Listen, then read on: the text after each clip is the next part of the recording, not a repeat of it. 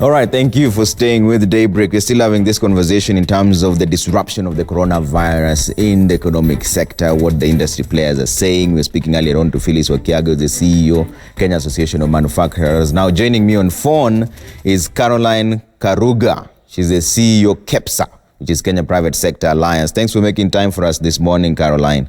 So, quick question here. What was your reaction when you heard what the president laid out as part of the mitigation measures? Are you satisfied? Thank you very much, Trevor, and good morning. It was good listening to Phyllis, who is part of the team that we've been working together. So maybe I'll just give a little brief of where we started. When this crisis hit, and just before we got our first patient in Kenya, we thought, if this happens to us, how will this affect the economy? And so we decided to carry out a survey for the private sector and included some of the surveys that had been done by some of our members, like the manufacturers, KAM, and we put that together, and that's what we really put out to the public and to the business of what this seemed to be. That's when it was just beginning. We didn't have a first patient, but we could start feeling the impact that it had. And 61% of our members did say that at that point they felt low to medium impact. And that is what led us to form what we called a COVID-19 action platform. And this was made up of leaders of the key sectors, that is manufacturers, agriculture, security, finance, tourism, SME, and name it. Just the ones that we felt, these ones have such value chains with other sectors that if we put that group together and start working, then we'll have covered the whole of the private sector. And so what we did, we sat down and we reached out to our members again and said, what are the issues that you feel need to be addressed by government to start cushioning, to start mitigating the impact of the COVID-19 in the economy? But also, let's start also thinking ahead, because we do not want to come to the place when this is gone and we've not thought about rebound measures. And so we got our different members sending us issues and thoughts. And so this team together of about 10 to 12 people, we sat and we went through all that and developed a matrix. And that is what we called the economic mitigation matrix, rebound matrix. And that's what we've been engaging government with. You've had Phyllis mention that we've met with government and the president. So our first call was, of course, Treasury.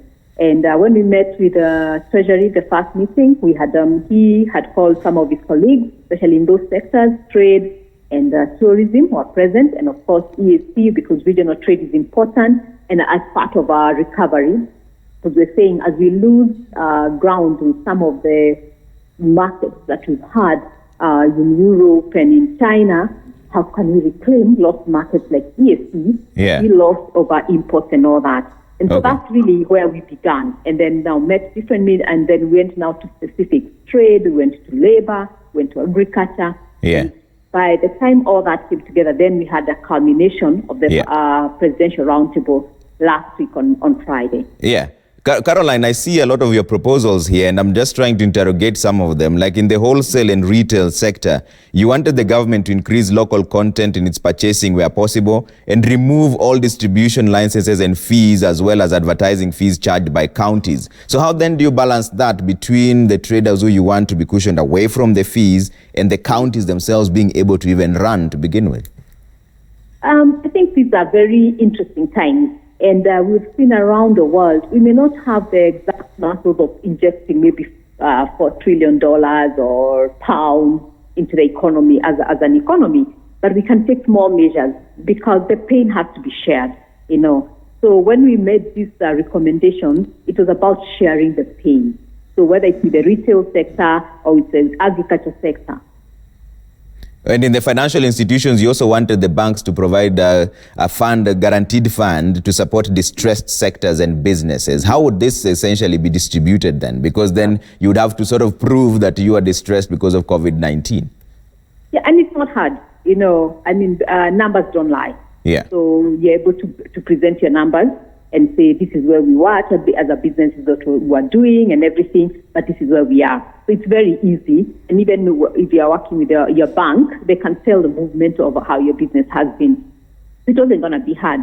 But having said that, we said, let's look at all the major proposals, think big, but knowing that all of them may not be implemented immediately, or we could have options. And that is why it was critical for us to engage with government and especially Treasury to say what's possible, what's not possible, and especially now. And even other countries, if you look at them, all measures are not implemented at the same time, because also you're very aware that you do not want to collapse the country and the government. So treasuries are taking time to reorganize themselves all over the world, and they are working with measures in bits. So you find this week, certain treasury in a certain country has certain things have been agreed on economic stimulus. And as the problem continues to grow and as treasuries continue to reorganize themselves, more measures are given. So we needed to begin from the big ones and know that it will come in bits. And depending on how this impacts our economy, it may mean some of the measures may not be necessary, but at least they were there. So that's where we put everything that we could think of that could really help the economy, either to mitigate right now or as part of rebound. Okay. And you also wanted tax breaks for startups in the import substitution industries. You didn't really get tax breaks, but there was some reduction in taxes, 16% to 14%, 30% pay as you want to 25%. Are you satisfied with that?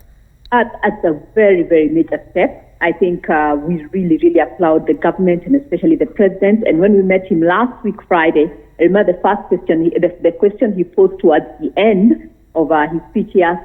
Do you want me to read some of the measures from what you have presented and tell you what we are doing? Or would you like to wait until next week when I can give you more measures? And we just said, let's wait until next week so that you finalize on all measures. And we were glad we waited, because then at that point he would have given us maybe one or two. I remember he committed that VAT refunds and outstanding bills will be paid in the next 30 days. But now, when he spoke yesterday, he even made it more clear to 3 weeks, all verified bills. And we know the verified amounts, and we've worked around those figures. We've worked with Treasury. They've told us which ones are verified. So that's what we'll be following. And as Phyllis mentioned, our work now is to follow up those measures to be implemented with the timelines that the president gave. And if there's a challenge, that we can deal with it earlier before the timeline. However, there's not much of an advantage to the employers or in the private sector, Madam Caroline, because then they still just continue paying the same amount. Because even if the pay as you earn has been reduced to 25%, it applies to the employee, not the employer. So one of the things that we're looking for the employer and for corporate is liquid injection into the economy. So VAT refund is a major step. Because that injects back the liquidity. If you look at outstanding bills, this goes to a lot of suppliers to government, and these are employers. So that goes to the employers. So it's actually a good balance from what the employers are getting, or owners of businesses, plus over the employees, and especially the very vulnerable employees. So we looked at it as a very positive step, and to say that government has actually thought this through, where they're looking at both sides of the coin, they're not looking at one side. And even when you look at our recommendations, we've recommended some of that in the SME about issues of pay, about issues of on the employer side of SMEs, the issues of the turnover tax. Initially, we wanted zero, because we said this has just begun the other day. So Treasury hasn't really gotten, accustomed to it. So why not remove it? But they said, no. It would be very hard to bring it back. So let it at least go to 1%. Who knows? Maybe by next week or 2 weeks, they'll say, actually, looking at how things are going, we'll remove it to zero. So it's step by step. They are baby steps. And you also wanted the government to waive a circular on government only using government facilities during this period. That's on the travel and tourism industry. At the same time, insisting on promoting domestic and regional tourism instead of just international ones. How would that really help in a time when people are exacerbated in terms of finances? This is actually part of rebound, and we got it. We got the one about the government removing the circular on tourism, on government using only government-owned hotels and conference areas. But and also to include the private sector-owned ones, just to help in the recovery. Because as you see, also in terms of sectors, there are sectors that are hit worse than others. And so tourism is one of that, includes and others like sports. We call that all part of tourism because it's sports tourism and all that. So there are those that are hit more than the others, the SMEs, the tourism sectors. There are some who actually, in every crisis, there are some who will grow. There are some manufacturers that may grow because they're producing the health essentials. So all sectors are not hit at the same level. And so that's why we're looking at some of the measures, also targeted measures affecting certain sectors. Mm-hmm. And I see there's also an intervention you're bringing up in terms of the flowers from Kenya and trying to gain tradition, to keep the traditional markets and gain new markets. What's your proposal on getting new markets at this time? Very, very good. Because what we looked at, one of the sectors that is really highly hit by the COVID-19 is the floriculture. Yeah. And it's because in a time like this, people are spending on food and away from comfort. So flowers are part of comfort. So the demand has really, really reduced. And you've seen even on social media sometime last week where flowers were just being thrown away in the auction market in Netherlands. And so we said, how do we keep our flower market that we already have in EU and in the UK, and start also part of our rebound looking at new markets, because also we should use this crisis. Everyone says, like there's a thing that says, do not waste a good crisis. It's really, really terrible time, but it would be so unfortunate that when all this is over, that we never looked at new businesses and new areas of market. And so that's what we're going to be looking at. And I may not say much right now, but what we ask is that can we start donating some flowers to some of those countries that have been our market, maybe to hospitals and to those hit. We saw what Jack Ma did with the medical supplies. And so we said, what can we give in Kenya? Because we are all in this together as a continent. And so that's what we're exploring right now. And hopefully we'll finalize that today and be able to start doing something next week. And so we'll be utilizing some of the routes. Remember, cargo is allowed to move around the world. So it's only passengers in most countries that has closed. So we want to start seeing and saying, where is KQ or other cargo planes flying out to from Kenya, and what markets can we use? Can we start opening or utilize of our traditional markets? So we've mapped traditional and new markets, and we're going to explore that and say what is possible now. It may not be possible to go to all the markets we've mapped, but at least a few. Yeah. But you're also developing a 24-hour call center. Is it up and running? And how is this going to apply? Is it open for even the mama mbogas if they want some sort of information? Is it open for everyone, or is there categories, the 24-hour call line that you're developing at SCEPSA? Yeah, actually we are ready to run. We're just waiting for the telcos to finalize on the free toll number. We're hoping to finalize that with CAK today and the telcos.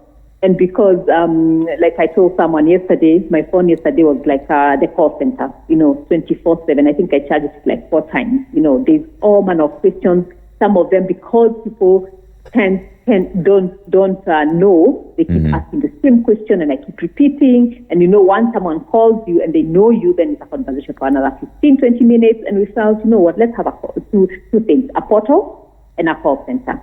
All right. So if you just want to see what's going, where are the suppliers, what's moving, what is available, what's not available, you have business questions, whether you're Mama Mboga or the largest corporate in this country, you can go to the portal. But we also recognize many Mama Mbogas and many of us as Kenyans. Sometimes we just want to hear a voice at the end of the line.